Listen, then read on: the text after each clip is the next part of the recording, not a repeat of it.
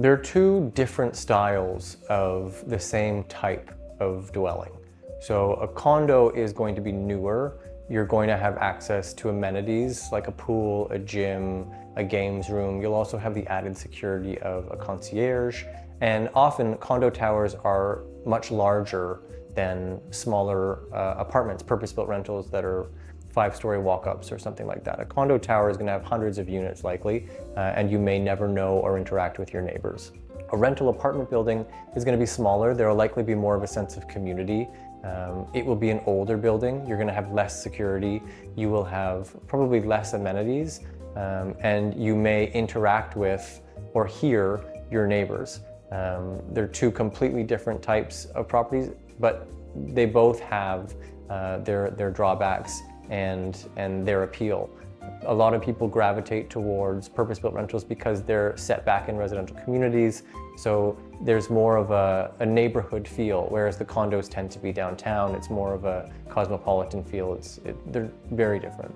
In terms of lease rates, it's a range just like anything else. Condos, because they're brand new, they tend to command a higher price point because people want the amenities, they want the granite countertops, which are not often found in a purpose-built rental space. So you will oftentimes see some cost savings when you go with a purpose-built low-rise rental, but you'll have to sacrifice some things as well. When you're applying to rent an apartment in Toronto, the goal is for you to demonstrate an ongoing ability to pay the rent. So you really want to tell a story about who you are and what you're doing. So you want to have a job letter. If you don't have a job letter, you want proof of savings.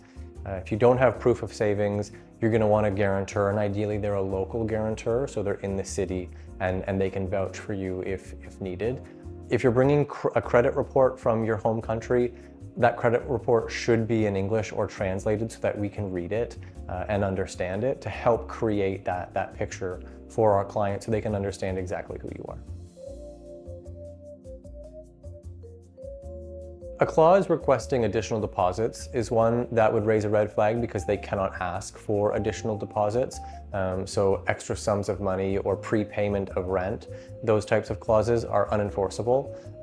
A termination clause, so if it states that at the end of your tenancy, you have to vacate the property, that's also unenforceable. In Ontario, residential tenancies automatically transition to a monthly tenancy at the end of the lease term. So those are two that I would be concerned about. Another one would be, let's say, a no pet clause.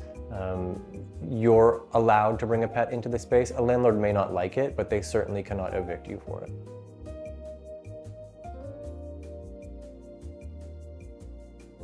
It's important to have the lease agreement in your records because if there's ever a question about your obligations as a tenant or the landlord's obligations, you have a document that you've both agreed to and signed that you can reference.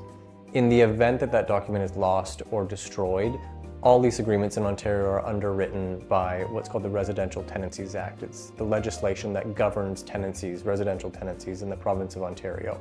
So that is going to, in greater detail than your lease agreement, outline all of the obligations and expectations of both a landlord and a tenant throughout the tenancy.